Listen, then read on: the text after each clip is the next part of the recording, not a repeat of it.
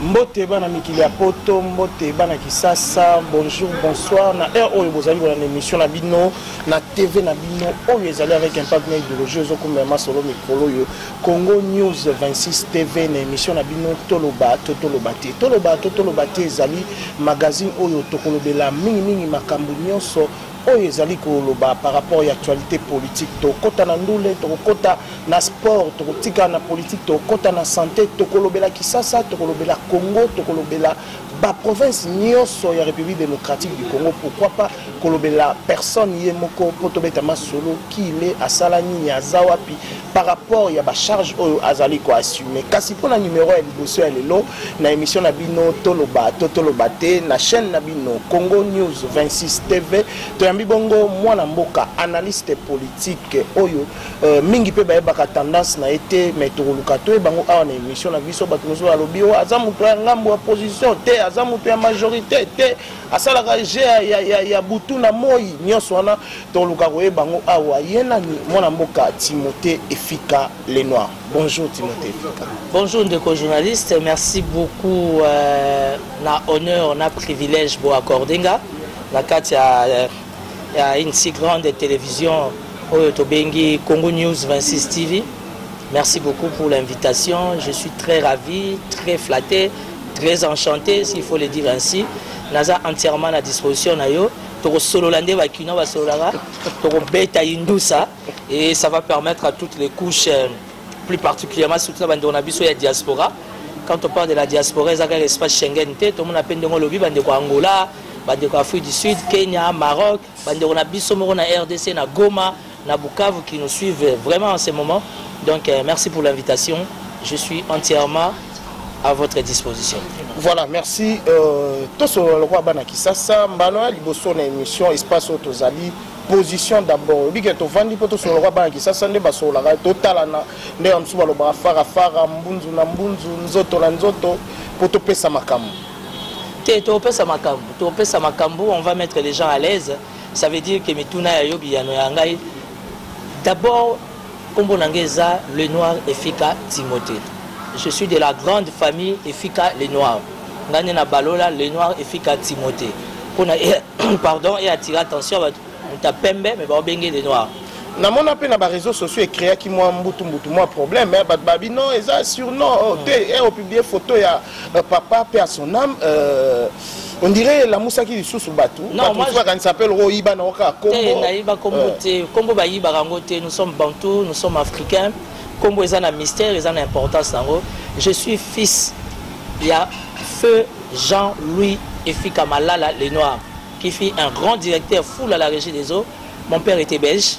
Papa Zaki sujet belge angolais mélangé batumi baye baraté na mwandambo ya ikanga epeza ya kosangana donc papa Zaki moi mélange à ebele ma mère elle est du Congo central à 100% et naza ngala nanga lokola vie nanga mopa au moins na mamami ngape naza moi na maman Marie-Jeanne donc Timothée le Noir je suis congolais papa Sala est fort tout potozwa nationalité belge te alinga ki angote abi un jour beaucoup là beaucoup comprendre pourquoi vous êtes africain, pourquoi surtout vous êtes congolais. Donc vous avez une identité wana. Donc je suis Timothée le Noir Efika, naza analyste socio, politico, religieux. Introduction je suis aussi dans toutes les grandes questions. On y m'a religion mingi na kati maloba na yo parlons ya religion batumsuko bien ndekwana suki atika na moto et pas epende ko kabila déjà ke ina idéologie ya suki na mande fois pembo ndie ezali sous impact te mais yo zo diembe na ngwa vato ko ta kati émission ça ga parenthèse to foro te ezali parenthèse te faut aider les gens au moins pour mes années quand tu entres dans le monde des esprits tu comprendras que Kabila était un esprit et Kabila reste un esprit. Et ce moment où tu as signé ça, c'est la Kabila Azalaki esprit, toi non, Kabila Azalaki esprit pendant son règne. Et jusqu'aujourd'hui, il reste un esprit. Ça veut dire que tu as un esprit satanique, il n'y a pas de problème. Il n'y a pas de problème. Il y a ce moment où tu as dit combat Satan à moi. C'est au nom de Jésus. Mais il y a état d'âme, si tu as défini. Tu t'imagines Moutou avant pendant 18 ans? Azuba éminent professeur a signé sa charte FCC, alongwe chef de l'État, a béni si bango sur une réunion, a signé si bango et sous charte pour la deuxième fois. Bavandi baotala. Aux autres grandeur. Dédicace spéciale à Fali pourquoi. Aux autres grandeur et elle imago. Esprit et zanakati araïs. Donc moi je suis un homme rationnel. Moi je suis un indépendant. Timothée Lenoir efficace que je suis. Naza ni FCC, Naza ni Cash, ni la Mouka. Je n'ai jamais été kabiliste. À aucun jour je serai tshisekidiste. Mais étant rationnel, je pense que est-ce qu'il faut tomber ta maboko, tomber ta maboko. Est-ce qu'il faut politique, boloba kakaboye, boloba kakaboye. Ah, toi une émission, toloba tolobate. C'est-à-dire ngai na koloba. To mona mo amboka makolo kotambola, yepa oya awa.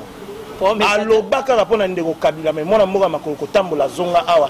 Ata ministère ya pêche et élevage atikala kozwa te. Yo pe au bandi, je n'étais jamais kabiliste, je ne suis pas tshisekediste, kasi obe bino tendance ta bino ezaka nini. Toyeba pe lolenge ya makambo yango te. Bino nyonso boanga na kaka boanga na kaka tango ekoma o boya to sala lingomba moko a epa ya basango, boya to sala lingomba mo a na cité ya Union africaine, bokangami bino nyonso bokumba pe boke oluka ba poste. A pe gouvernement na no limite kasi to beta masora na kasi to sisa na parenthèse wana. Non, Emmanuel, nous sommes en politique. Mboka na biso comme la République démocratique du Congo. Ça veut dire au nom de la démocratie, il faut que supporte ta moutounion soit libre dans la choix. C'est ce qui détruit l'homme noir, particulièrement l'homme congolais, plus précisément l'homme quinois. Moi je dois te respecter mutuellement par rapport à ma choix par rapport à ma goût. C'est ça l'humanisme en fait. Et ça il faut obliger yo. Ou encore yo obligé na yo lingi. Tu ne peux pas faire la politique si tu n'es pas spirituel. Politique est un mboka bandoki, ya ba sataniste. Pour nous la politique, il faut que makasi ya kopumba na butu. Le long mwana mboka chef de l'État facha simbi pour fa simba. Azana choite. Asimbi na mondele na bokoko asangisi. Comprendre yote. Yo moko lobia wa toke pa maman Marie ya kuna na nzete kauka obanda na beloko wana tete. Lelo liso komi ba esprit. Olongana ba esprit yondo komi okabola biloko ya kosimbisa wana epa ba konza mboko banina ndeko Kabila, sénateur Kabila ki azalaki molimo. Lelo komi président de la République fachi asimbi. Emani, je suis chrétien catholique. Bobomba na kakuna. Yokate. Politicien nyoso so akina catholique ta kinana kimbangiste. Mais je respecte beaucoup les francs-maçons. Je respecte. Pardon? Oui, je respecte beaucoup les francs-maçons. C'est la démocratie, papa. Mon tien ça libre. Kitamba ya rouge yo isabiloka mamad. Naza porte-parole, il y a Vierge Marie Immaculée Conception Marie Mère du désarmement et Sika Bimana Kingasanya Yasuka et pas ya voyant Padre Raphaël Mingakwete. Donc moi Timothée depuis 2015 je suis le porte-parole à Site Maran Zete Kaoka. Ndenge Vierge Marie Bimana Lourdes, Ndenge Vierge Marie Bimana Fatima. Oyeba que Sika force à Kagame Utara. Le long a expliqué baptisé exclusivité. Et Sika force ya Kagame Utara. Vierge Marie Kagame wa Rwanda nyokola bino ba Congolais. Anyokola ba Congolais te. Ba Congolais nde ba yeba ke loko balingiti. Yebisanga na est ngo bato bazaka soki combien oyo ti lelo bakufa soki 6 millions 8 millions. Na yeba raté na est population ezaka combien. Bref. La force de Kagame, c'est quoi? La Vierge Marie a apparu au Rwanda, na Kibéo, comme la mère des verbes et Amaloba. Et Kagame arrive à comprendre la plénitude et la puissance de la Vierge Marie, na Kati, na Rwanda. Et il en bénéficie de cette grâce. Mais cela ne veut pas dire qu'autour de Kagame, il n'y a pas de francs-maçons. Cela ne veut pas dire qu'autour de Kagame, il y a Maïkari Bazate. Moi, je suis un homme élevé dans la spiritualité, dans la politique. Je mets tout le monde à l'aise. Je suis chrétien, catholique, pratiquant. J'ai des amis francs-maçons. J'ai des amis pasteurs, j'ai des amis maïkariens, j'ai des amis qui sont des Lekanka. Bangonde bopumbo ana bana butu. Bongo pumbo eza problème papa. Mokilinde ezotinda biso bongo pumbo ndenge nini odendi boyo matili kolo okay. Eza ba chiffre fona o décoder on soto banyawa ba te belé ba osé. Wano latima papu. Hein? C'est compliqué. Voilà. Merci. On les a juste introduction. Tolobato, tolobate, tokoloba. Moi, Mboka Timothée Fikale Noir. Tobetanon masolo na mayo etali politique. Mingi mingi le loto van na moi wana. To garder bandwana. Le lenge oyo mwana Mboka Bruno Chibala atikaki démission na ye. Kaka na mokolo wana pe ndeko Félix Antoine Tshisekedi Chilombo. Wazali bongo président de la République démocratique du Congo. A nommé mon Mboka Ilukamba Sylvestre. Emmanuel, la première ministre. Toi, tu es un journaliste professionnel, un journaliste d'investigation. Il faut te soumettre au peuple. Et quand je parle du peuple, je parle plus de la diaspora. Oye que batumi ba na poto, na problème mikanda, na problème mpiaka, na problème malili, mais tout na bango comment rechauffer. Mais tout est doka. Et doka. Donc il y a des principes qu'il faut respecter. Dis-moi, moi je suis un rationaliste, un indépendant, chef de l'État Salichouanga dans le Bani. C'est vrai, je suis politique, c'est vrai, je suis citoyen congolais, c'est vrai, j'ai le droit d'émettre mes avis et considérations par rapport au choix. Mais je me dis, en toute sincérité, mon problème goûter à la choix, c'est qu'il y a cash, il y a FCC, mais il fallait quelqu'un âgé comme ça, qui entre parenthèses a beaucoup d'expérience, mais seulement nous avons une crainte. Toute la composition du gouvernement. Non, les gens parlent des choses qu'ils ne maîtrisent pas. Tu vois dans la gestion, quand on est gestionnaire, il y a des choses. En République démocratique du Congo, soit aux gestionnaires, soit tu peux à niveau, il y a trésor public, il y a beaucoup trop de problèmes. Et ça, avec ta permission, nous faisons la parenthèse. Tout ça dans la société, nous sommes le OPEC. Pour les lobes, on a CNCC. Parce que Nani Sylvestre Abimi, comment on appelle Premier ministre. Mais bon, on a un SNEL, bon, on a un régie des eaux. Moi, mon père a fait 30 ans à la régie des eaux. Aujourd'hui, la régie des eaux, elle est méconnaissable. La régie des eaux, même qui si dans l'hôpital, les a problèmes. Le comité de gestion de la régie des eaux, ça vraiment prince. Princesse, les personnels de la régie des eaux ne sont pas bien rémunérés, sans pour autant parler de la SNEL. Et là, il y a encore un dossier qui fâche et Mani, avec ta permission, tu as saisi l'opportunité, dossier sur le canal OPEC. OPEC, c'est ça, Office de promotion des petites et moyennes entreprises congolaises. Dans un pays organisé, dans un pays stable. Et là, stabiliser l'économie en Boka, c'est les PME, petites et moyennes entreprises. Mais ici, on a une société publique qui gère les PME, avec les DG Vital Manga et les DG Ezekiel Bidoya. Ils ont pris la société. J'ai été conseiller du Premier ministre.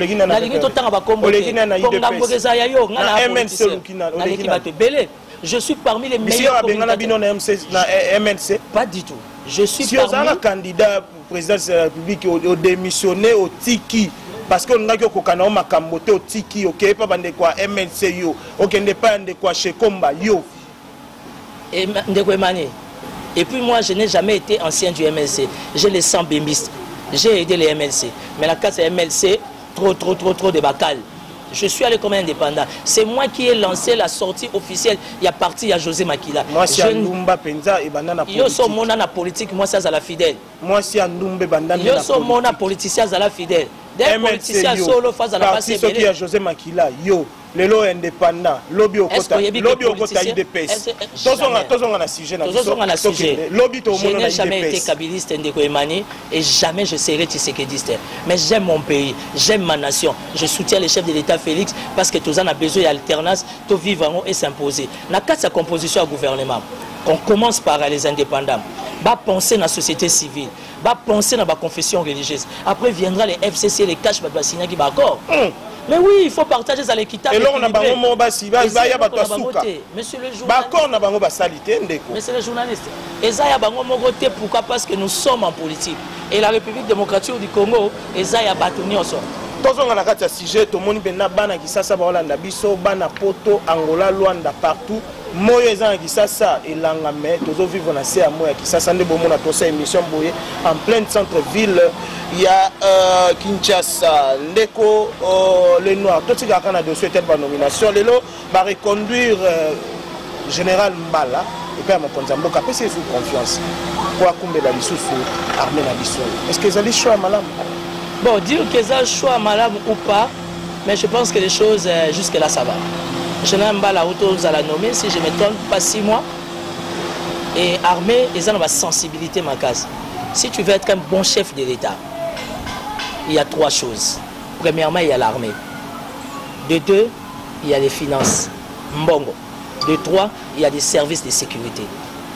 C'est normal pour la Félix. Si c'est que fraîchement au quota, il faut le cas soit contrôle de l'armée, contrôle des finances, na contrôle de service. Mbala auto zalawana, général mbala auto nommé si c'est trop c'est 6 mois. Dans les cadres, il y a un fonctionnement, il y a armée qui d'office, il y a un des autres sécuriser la République, je pense qu'on pouvait les garder. Mais général Mbala c'est un ancien de l'armée. Malheureusement, bizarrement, depuis qu'il est là, l'armée a dotation. L'armée a pris milice soutien. Basoda bazokufa lokwa bantaba. Tu t'imagines soda kufi balingi na draba ke kundaye. Ce n'est pas l'armée du maréchal Mobutu Sese Seko Kukuwendo Wazaban que nous on a grandi avec. Nous attendons du général Mbala qui est un ancien de l'armée à comprendre que Basoda a besoin de dotation, Basoda a besoin de ration, Basoda a besoin de prime na bango. Biloko wana nyonso tango ezate, raison pour laquelle tu comprendras de plus en plus notre armée est faible. Or, à l'époque de Mobutu, on était parmi les 3 premières meilleures armées d'Afrique. Ça veut dire, ce n'est pas la responsabilité du chef de l'État, c'est la responsabilité du chef d'État-major général qui présente son programme, qui présente ses besoins auprès du chef de l'État. Et le chef de l'État étant père de la nation, garant des institutions, commandant suprême, il sera obligé de se sécuriter. Parce qu'il y a un dossier à nomination, 30 secondes kaka, Bandekomsou Babi qui est allé, choix Malamouté, Azoti Kaka, Batoa Kabila. Mais il y a ça à Batouté. Dans le niveau, il faut être conséquent et rationnel. Tu continues. Dans le niveau, au sommet, en fait, au sommet de la République, on n'a pas besoin de stagiaires. On avance de 3 pas, on requiert de 10 pas.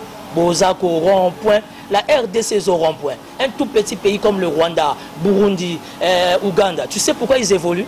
Parce qu'on n'a pas besoin de stagiaires. Au sommet de la République, on a besoin de gens expérimentés. La question n'est pas tribalo, ethnico, clanico, non. On te prend Emani, Chimbumbu, on te met là. Pourquoi? Parce que tu as de la matière, tu as de l'expertise. C'est ce qui détruit le Congo. Congo, tu as une matière, tu as une expertise, tu es kanangi. Allons-y au cabinet du chef de l'État. Tu retrouves 90 à 95%. Les gens qui prenaient whisky na bango, na Bruxelles, na Paris. Tout ça contre bande de côté. Mais avec quelle expérience? Quand on est conseiller spécial du chef de l'État ou encore on est conseiller principal du chef de l'État, on a la même posture qu'un ministre. Mais il y a un CVT. Voilà, quand on a dossier à nomination, Monseigneur Gérard Moulumba, le chef de la maison civile, c'est un mauvais choix. C'est un très mauvais choix. Non, rien à voir parce que Papa Lek, c'est un mauvais choix. Un mauvais choix. Na uti ko découvrir le romo na ba recherche nanga. Oyebi origine ya CIA Euta wapi. CIA Euta l'origine na bilo ndeti ba maison civile. Hein? La maison civile du chef de l'État, monsieur le journaliste, c'est le meilleur service de sécurité au couple présidentiel, particulièrement à la personne du chef de l'État. Si on doit prendre un amateur en sécurité, ça veut dire que le chef d'État s'expose. Parce que la maison civile, est un couple présidentiel, famille présidentielle, banana bangote, camarade na bangote, mais le meilleur service de sécurité qui peut sécuriser un chef de l'État, c'est, comment on appelle ça, la maison civile. Je suis au regret de constater, moi, Timothée Lenoir, étant politicien, voir le choix du chef de l'État Félix mettre son oncle. La question, parce qu'il n'est pas son oncle, mais il a quel profil? Tu sais, autour du pape, la plupart des gens que tu vois en toge là, en robe, ça veut dire mais oui, je suis des catholiques. Robe ya basango ya église catholique. Robe basango ya église catholique. Tu sais pourquoi Kabila avait nommé Mugal comme chef de la maison civile?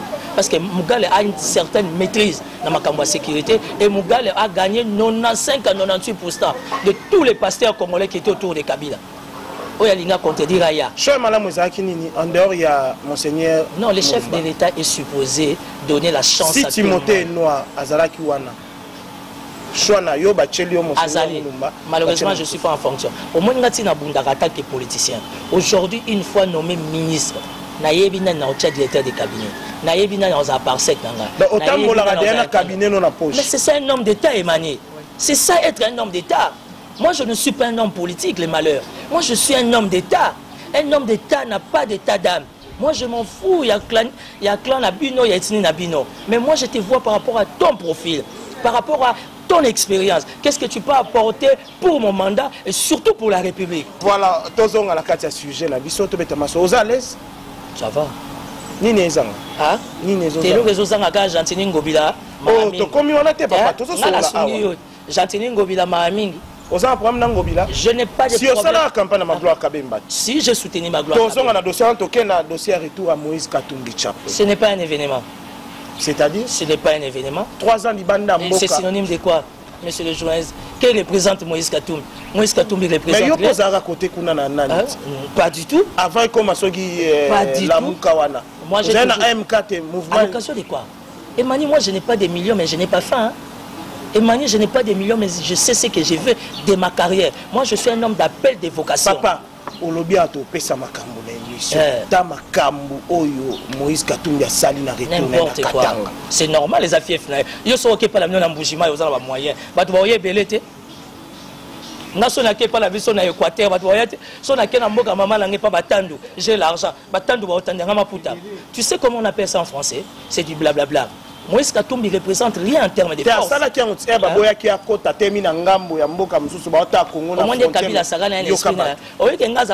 Moïse Katumbi a makasi. Mais Kabila soulissé la frontière. Au moins, on a vraiment mon kilindé qui est plané. C'est Kabila. Moi, je n'ai jamais été contre Kabila. Moi, je suis un réaliste. Kabila n'est pas Judas. Ce n'est pas Kabila qui est vendu à l'Église. 17 ans. 17 ans. Mais est-ce que vous avez un FCC, Bandoki Baza, Angelou Baza? Toi, tu crois que dans Bandoki Baleka, Angelou na puissance. Là n'est même pas la question. Mais la carte à FCC, j'ai soutenu Maître Jean Bouyou comme étant Premier ministre parce que je connais son fonctionnement, son état d'esprit. J'ai été au Lualaba, j'ai visité Mouyej Manguez. Opportunité Lualaba au Babengi Kolwezi avec le gouverneur Mouyej, Azo Pesa, Nabatouali Banda, Nabatamboka. Ça veut dire qu'il y a des gens qui aiment cette nation. Et quand on est gouverneur, on est un bon gestionnaire. Mouyej Manguez, c'est un bon gestionnaire qui donne l'opportunité à tout le monde, surtout dans les minéraux. Dans les minéraux, dans la santé, dans l'éducation, dans les transports, les Lola, la porte est grandement ouverte. Quand tu me parles de Gentilly, qui est Gentilly? On n'est pas encore arrivé là, monsieur.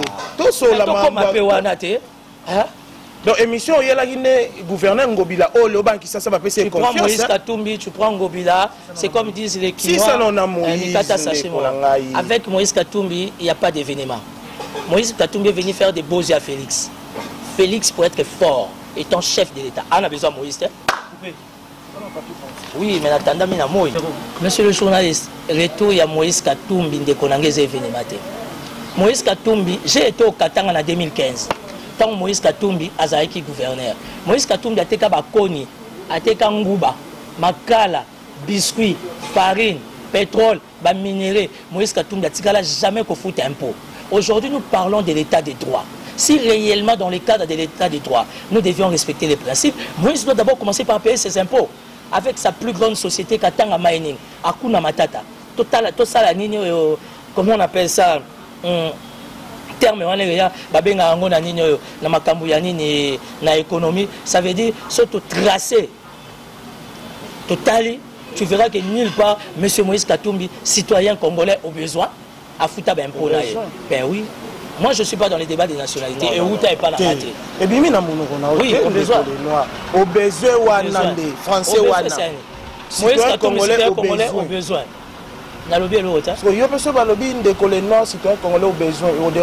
Tu sais que, comment on appelle, Sarkozy était hongrois. Sarkozy m'a dirigé la France. Tu sais que Mobutu était soi-disant centrafricain. Est-ce que papa Denis Sassou Nguesso, papa Dengues, nous avons 5 invitations à Oyo. Est-ce que papa Sassou Nguesso, papa Dengues, tu sais qu'à 50%, ceux qui 80% à Congo Kinshasa. En fait, les débats qui touchent la nationalité, et ça n'a pas faux débat. Nous voulons de Moïse Katumbi à la conséquent. Nous voulons Moïse Katumbi à Yebisabiso. Moïse Katumbi est là pour fragiliser la Mouka. Heureusement que la Mouka n'a pas besoin de Moïse. Le coordonnateur à la Mouka pendant 3 mois de Colé Noir. Pourquoi il fait des beaux yeux au chef de l'État? Pourquoi il fait des beaux yeux au chef de l'État? Non, le Lopin de Kofayu l'Andimi n'a pas conduit. Qu'est-ce qui te fait dire que Moïse... Non, Martin Fayulu sait qu'il est normal. Étant citoyen congolais, il connaît les principes constitutionnels. Si. Pour preuve. Donc pour preuve, au moins que Fayulu a été à Kinshasa, Maman Eve qui dépend automatiquement de l'ordre de Jean-Pierre Bemba a été. C'est une façon de dire. On doit aider la République. Aujourd'hui, pour Mboka où est marché, on a besoin de Moïse Katumbi. Moïse Katumbi il est sans position. Moïse Katumbi n'a pas faim des journalistes. Moïse Katumbi a des millions. Est-ce qu'il ne peut pas mener son combat avec fidélité? Il ne peut pas mener son combat avec précision et exactitude. Ce qu'on groupe cette jeunesse comme toi et moi, oyo balandi bango na sima sort na bango ezani parce que Moïse Katumbi na bemba izo simba disute Moïse Katumbi na failli bazo sola disute ça veut dire que arrivé à Moïse Katumbi pour finir c'est un non événement de Koemani akoyani na Kinshasa ana mbongo na ina bandimi na tout puissant Mazembe bango yamba na bango ye mais après yobo okende obi ke bino bozwanga bien te j'étais candidat président à Tanazanga $100 000. J'étais candidat sénateur Nabima la 2 fois na pesa infronté. J'ai manqué 1 voix pour être sénateur. Tu me vois moi Timothée le Noir efficace, homme d'état. Nabimi na ça. Vous avez un projet de société ni n'attend dans 30 secondes soit comme président de la République. Non. Au moins, le projet de société en comme président de la République et Localiboso. Il faut d'abord sécuriser les 4 coins de la République. Merci. Voilà. Parlons de la province de Kinshasa, tobetama sur l'état de Kisasa. Bisiko Yovandi, Bisiko Okoli, la Botami. Botami. Bamsou bayina ki mokolo mais nga la Botami na Kisasa. Mais malobeza non pas na ngai. On dirait dossier Kisasa oza sensible na ngo. Makasi. Malobeza yo. Mais dossier Kisasa on dit oza sensible na makasi. Si yo posaka na tête de ville, conseiller Yande Roboteti, tokotaka wana. Ndeko Emani, Kimbute est devenu gouverneur devant moi. Tout le monde va comme ministre provinciaux, députés provinciaux devant moi. 12 ans passés. Je suis au regret de constater Bolongoli Saint-Pierre et Lamba, vous avez quand même Lamba na Saint-Paul. Oh babengara dans un bon français, c'est la médiocrité, incompétence notoire. Et Mani, je suis juriste de formation. Nous devions aider la République. Et pour aider la République, on a vu que ceux qui ont Sungamboko Minizabino Presse. Mais on ne sait pas vous respecter. En commençant par l'institution présidence, ne sait pas respecter la presse, si ce n'est que ces collèges, la communication va créer. Comment se fait-il les gouverneurs à présenter dans nos programmes, à présenter dans le ministre sur base de quel élément de droit, sur base de quel élément constitutionnel, oyoye à couper sa ordre à la police à Boukabilo quoi. Kinshasa Bopeto. N'importe quoi. Est-ce que Bopeto est synonyme à Robuka? On a vu que sur la galerie présidentielle, s'il y a un lieu aujourd'hui, dans notre centre-ville, il est 10h. Hein? On a vu que dans le centre-ville à Kinshasa. Mais quand on est dans le centre-ville à Kinshasa, à partir de 17h, 18h, tu as des grandes dames à plus de 30 ans, bazo sokola nuit. Bazo mais la diam, on vit aussi de tout le monde. C'est quoi le travail du gouverneur? Voilà. Derrière la galerie présidentielle, gare centrale, accessibilité, Gombe, la commune, maire. Oh, ben, institutions, en commençant par les institutions diplomatiques, Nayamboka, Gombelelo, Bachek, va commis il y a 8 ans, il y a 9 ans. Gentini Ngobila devait commencer par là. Vous savez, un gouverneur Gentini Ngobila. Des places en salle, parce qu'il y a une entreprise de sécurité. Des journalistes, à Kokangote. Vous voyez que dans la société de sécurité, il y a un problème un paiement, il y a un problème de prime. Lui, il est gouverneur. C'est quoi son apport? Ce n'est pas la question d'être contre lui, c'est la question d'être rationnel et réaliste. Dans un pays réellement d'état de droit, Gentini Ngobila, les parquets de grande instance, les parquets généraux plutôt, doivent l'interpeller. Parce qu'il n'est pas dans les respects constitutionnels. Tu n'as pas présenté ton programme, tu n'as pas présenté tes ministres directement au initié opération. Initier une opération, là n'est pas le problème. Mais est-ce qu'à Zouikiti, c'est l'Assemblée provinciale? Pasteur Godem Pouyazawa. Pasteur Godé pour Akani Sinting, ce qui est normal dans le cadre d'état de droit par rapport à la flagrance. Vous avez vu que Gentini Ngobila, directeur de cabinet Yantingi, Atcheye directeur de cabinet adjoint. C'est une façon de dire en assemblée provinciale. Atabo Kangin Tingi, mais c'est moi qui n'a pas de gestion. Où est le pasteur Godin pour? Où est mon frère, mon jeune frère? On ne peut plus l'appeler petit, il est homme d'État aujourd'hui. Où est mon jeune frère Junior Nembalem? Qui est le rapporteur? Où est Papi Mpiana, les questeurs? Tout ça sont des grandes questions qu'il faut traiter. Pour moi, en conclusion, j'ai dit ça dès le début. J'ai soutenu Magloire Kabemba. Je resterai fidèle à Magloire Kabemba. Je soutiens Magloire, je soutiens Adabomboule, je soutiens Maître Mbouyou, je soutiens XYZ, je soutiens Zakari Bababasue, je soutiens Honorable Jean-Jacques Moutoual, je soutiens mon vieux Chabani Record, je soutiens tout le monde. Vous voyez que vient Henri Movazara vient justement, ça veut dire que je ne suis pas un. Tu sais que Gentini Mbakangobila a été élu comme sénateur na Yombi. Atigeli Nogo Naet. Fidèle. Moussous Atigeli Mwasi na Banae. Il n'est pas Atigeli Nogo Naet. C'est ça la RDC. Est-ce que ça choix malam ou ba député provinciaux à Maïndombe Basali? Non mais qu'est-ce que les députés ils ont à faire devant un choix à Mbongo? Gentini il a de l'argent. Ce qui s'est passé en réalité toi et moi on ne sait pas. Total est na Kinshasa soit au Koka. Au moins il faut pas y aller. Il va faire des bêtises comme un enfant. Monsieur, je suis politique, j'assume. Tant que monsieur Gentini Ngobila s'attaquera à la population quinoise, akutana ba conflictuel roi biso to lemba été to sunge makasi akozwa makambo azoluka na Kinshasa. Kinshasa c'est la capitale. On n'a pas besoin d'un gouverneur qui joue au beau garçon. Au moins le resesi Gentini Ngobila bere wan ya kobuka. Oyebele o moto lo bakati. Na rappeler pour na zwa ngwe na yo. Soko yebi oyebi. Soko yebi te il faut sani. Il faut yekola. Gentini Ngobila faut yekola. Voilà pourquoi soit directeur de cabinet Yantingi a tchaye na cabinet na ye. Il prend un simple caméraman, il fait de lui son conseiller en communication. Qu'est-ce qu'il va lui transmettre comme message? Il prend son directeur de cabinet de Yumbi, il fait de lui directeur de cabinet de Kinshasa. On n'est pas à Yumbi, papa. Ici, c'est la ville-province capitale. De cabinet, meilleur en quoi? On connaît le dossier de Yumbi. Toi, tu es un professionnel, papa. Un mais il était déjà acquitté par rapport à ça, Gentini. Je ne suis pas là acquitté ou pas acquitté. Gentini Ngobila, tant qu'il sera dans ces désagréments pour la population quinoise mal à l'aise, papa te sungé ma casse. Mais il a cette expérience-là. Quelle expérience? Quelle expérience? Ici, c'est la ville-province capitale. Et si le chef de l'État là, et si le président César, Sénat et Parlement. Mais les députés provinciaux, ça qui est confiance ou anaté. Est-ce qu'aujourd'hui on peut parler des députés provinciaux de Kinshasa? Les députés provinciaux décevoir 12 millions d'habitants. C'est ça Kinshasa. Il faut dire à votre gouverneur, M. Gentini Ngobila, ce cas continuer à malmener les Kinois. Notre gouverneur? Non, pas mon gouverneur. Moi, je ne l'ai pas voté, moi. Je ne l'ai pas voté. Et puis, je sais comment il est là. Je sais comment il est là. À chaque fois qu'il mettra les Kinois mal à l'aise, donc aux zones, ça alors. Timothée le Noir. Naïbisio Maboulou. Au moins, Maboulou, Moïse Katumbi, Atika, la Katanga. Et sous Makasi, Yangwa, Koulouneza. Gentiment, Baraza, moi, la Kindi. Ake na bumbu total a été. Ake na Kanluka, Akot, Samakolo, na Potopoto. Na salon. Salon, Tolo, Babumbu, ou bien Massina, ou bien Kingassan. Et bien, Kiteba, Kotaba, Matete. On n'a pas besoin d'un gouverneur VIP. On a besoin d'un gouverneur père de la famille. Responsable, un bon gestionnaire qui donne des opportunités à tout le monde. Les gens ont privilégié les Chinois et les Libanais. Si le peuple a un cadre à PME, ils ont besoin de s'investir, ils ont une image pour la ville-province. Quelle est la vision? Et puis il y a une chose, avec ta permission, Kinshasa a un sérieux problème écologique. Au début, il y a un cadre, il y a écologie. Quantité, il y a déchets dans biso. Au début, il y a boire et puis il y a boire na conditionné. Or, au travers de nos déchets, on peut soutirer beaucoup de choses dans les cadres de traitement qui va permettre à la stabilité climatique, entre autres, il y a vu la Kinshasa. On a de sérieux problèmes écologiques. Appelez-moi votre Gentini Ngobila, mettez-les là. Je vais lui poser 3 questions concernant sa vision écologique. Est-ce que ça n'a? D'abord pour commencer, est-ce que ça n'a? Toi, on m'a boulou, tout ça, on m'a titi.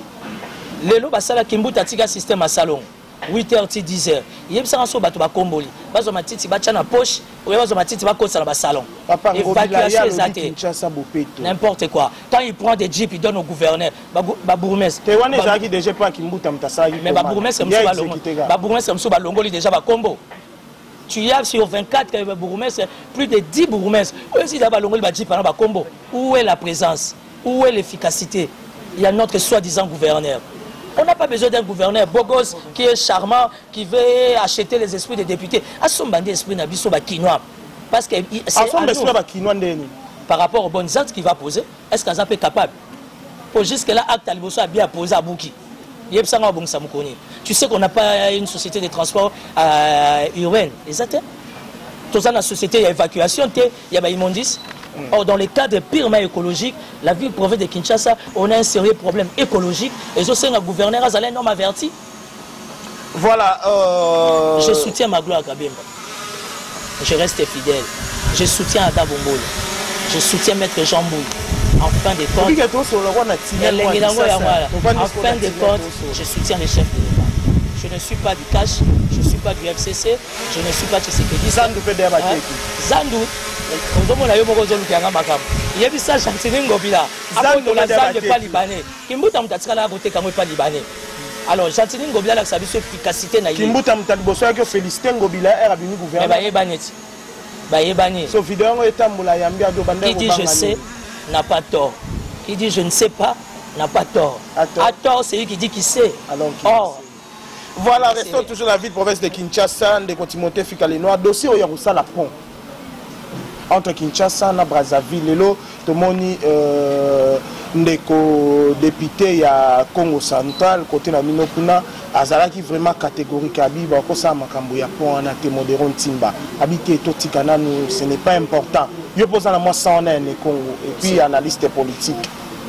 Non, non, non, je crois que dans le cadre de la modernité, dans le cadre de la modernisation, aujourd'hui le monde est un tout petit continent là, tout est globalisé, tout est centralisé. Le monde tourne, donc tout ça s'est tourné au nom de la globalisation. Je pense que l'initiative elle est bonne de la part de la Banque africaine du développement, qui est un pont entre Kinshasa et Brazzaville. Moi étant politique, je reste rationnel, je reste rationaliste, plutôt réaliste. Ça serait une bonne chose si on a vraiment des voisins dont nous nous aimons au besoin, malgré qu'il y a eu des tiraillements. C'est ça en fait la famille. Il y en a combien de fois? Malgré qu'il y a eu des tiraillements, mais je pense que l'initiative elle est bonne, va créer Pont-Wana et qui permettre que les deux capitales ou encore les deux nations s'attacher davantage parce que la politique à Congo-Brazza et l'Andarayabiso, il y a Congo-Kinshasa et l'Andarayabango, donc voilà. Mais bandeko babiso basali Pont-Wana bandeko Congo Central va bénéficier te pour ngambo bandeko ya Congo-Brazzaville kuna bazana port ya au profond mona te bilo nyonso e bando ute ya kana ngambo kuna biso pe kotoyo bando musuba bien ezaka bien baki tsape mambo douane wana to sombela na biso na ngambo koto. Nous sommes le seul pays en Afrique où douane ezali kolo. Jusque-là, raison même la loi sur ma camba douane wana, je demande à maman Janine Mabunda de revoir. Au début, pour les douanes, on mis tout que pour là, parce que douane est qui cher. Tu peux avoir quelqu'un en Europe qui a 5 véhicules, il paye cher les parkings, il a besoin d'évacuer même 3. Il préférera encore y aller en Mboka et sur ma famille et sur ma master. Mais douane n'a biso et les qui cher mine.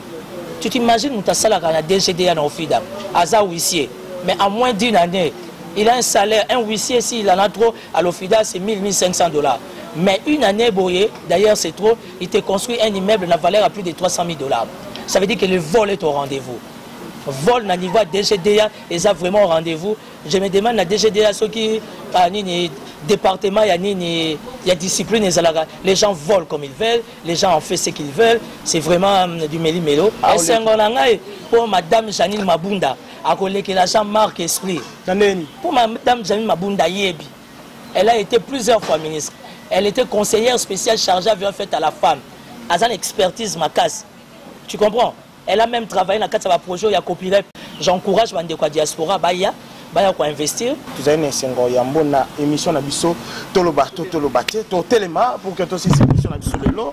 Merci à David Bolafa, le réalisateur. Il y a une émission Oyo.